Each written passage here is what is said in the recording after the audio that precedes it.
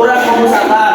Nah, sebelumnya perkenalkan, nama saya Muhammad Rizky Arafi dan rekan saya Irma Hoironisa, dan saya Syafika Sariwardani, dan saya Mujahid Nawawi. Materi yang pertama akan disampaikan oleh saya. Nah, apa sih itu ukuran pemusatan? Nah, ukuran pemusatan itu ukuran yang dapat mewakili data secara keseluruhan. Artinya jika keseluruhan nilai yang ada dalam data tersebut diurutkan besarnya, kemudian dimasukkan nilai rata-rata ke dalamnya. Nilai rata-rata tersebut memiliki kecenderungan terletak paling tengah atau sentral dari sekumpulan data tersebut.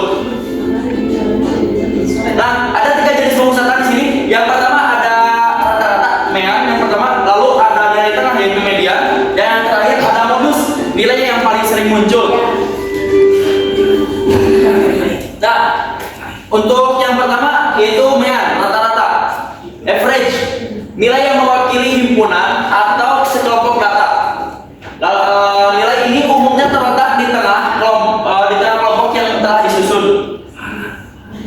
Nilai rata-rata cenderung memusat, ukuran kecenderungan memusat of central tendency lah. Nah, jenis-jenis rata-ratanya ini rata-rata hitung, rata-rata ukur, rata-rata harmonis. Masing-masing memiliki keunggulan, kelemahan, dan ketepatan, tergantung sifat data dan tujuannya, seperti itu. Untuk rata-rata hitung, ini bersifat ukuran yang banyak digunakan untuk mengukur lokasi data. Lalu hitungan ini membutuhkan data minimal tingkat interval. Seluruh nilai digunakan. Rata-rata bersifat unik.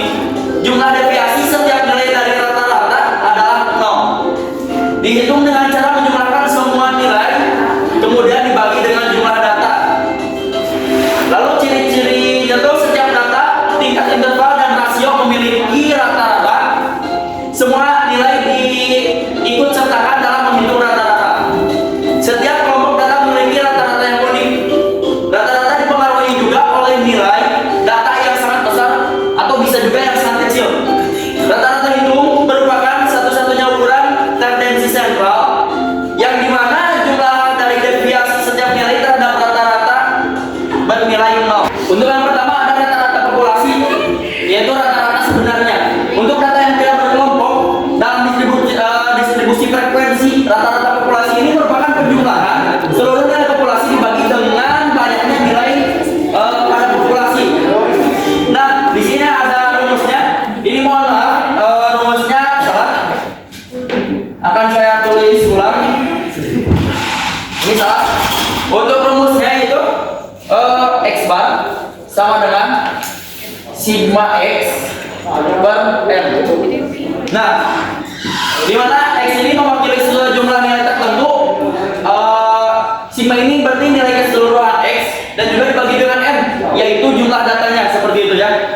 Langsung saja kita implementasikan rumus tersebut ke dalam soal ini, ke dalam data yang sudah saya siapkan.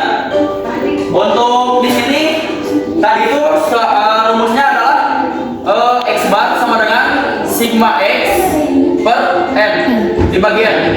Nah, di sini sigma X itu adalah keseluruhan dari nilai ini. 50 ditambah 6 ditambah 40 ditambah 70 ditambah terus dan seterusnya. Semuanya kita jumlahkan sehingga akan memunculkan nilai 715. 715 ini kita langsung saja masukkan N-nya, yaitu jumlah dari data tersebut.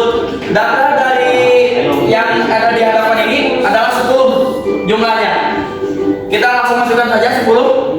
Nah, di sini 715 langsung saja dibagi dengan 10. Yang hasilnya adalah 71,5. Seperti itu. Di sini saya akan menjelaskan terkait rata-rata sampel atau bisa disebut perkiraan. Nah, jadi rata-rata sampel ini untuk data tidak berkelompok. Rata-rata sampel adalah jumlah semua nilai sampel dibagi dengan jumlah sampel. Ini rumusnya salah ya. Ini rumusnya salah, harusnya X bar sama dengan sigma gini, X itu dibaca X bar, rata-rata sampel, kalau N itu mewakili nilai sampel. Nah, contoh soalnya itu berdasarkan data sebelumnya diambil sampel sebanyak N sama dengan 5N itu jumlah data dari keseluruhan data, yaitu pada tahun ke-2, 4, 5, 8, dan 10. Tabelnya yang ini ya. Nah, yang ini. Kan tadi teh ada 2 ya.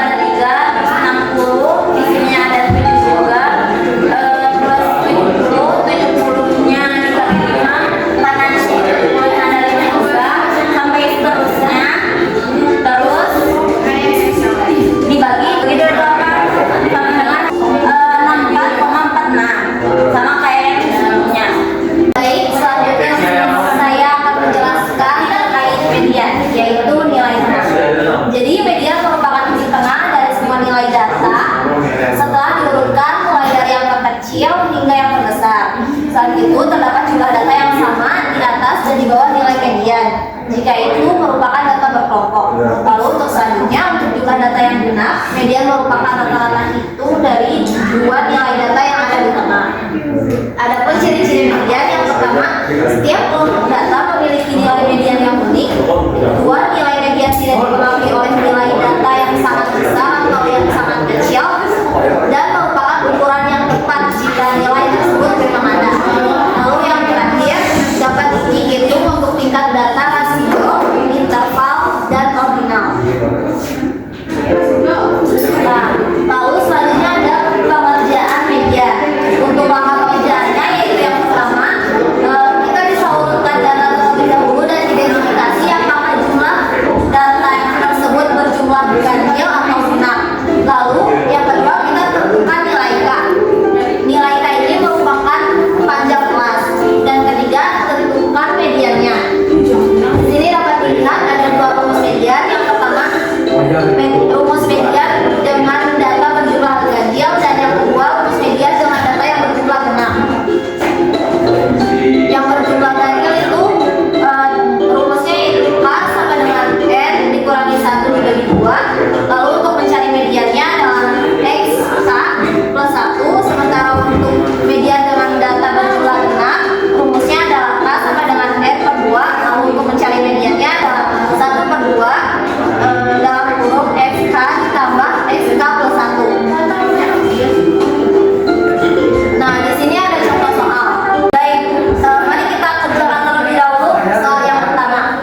Di sini disebutkan sampel usia 5 orang mahasiswa terdiri dari jumlah data yang benar, yaitu 21, 25, 19, 20, dan 22.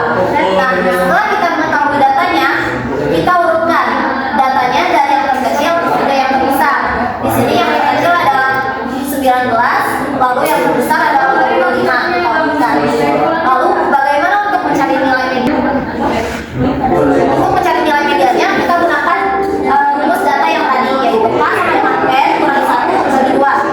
Nah, N di sini merupakan jumlah data yang ada di soal sebelumnya. Jumlah data yang ada di soal sebelumnya itu ada 5 data. Lalu setelah kita mengetahui data tersebut, kita kurangi 1 dan bagi 2. Maka jumlah data tersebut menjadi 4. Dan 4 ini dikurangi dari 5 kurangi 1. Lalu 4 ini dibagi dengan 2, maka hasilnya 2. Setelah kita mengetahui K ini nilainya 2, maka kita masukkan ke dalam rumus median, yaitu XK plus 1. X ini merupakan representasi dari data yang ada di dalam soal. Jadi itu X1, X2, X3, X4. Nah, diperoleh X2 adalah nilainya adalah X3, dan X3 ini terletak di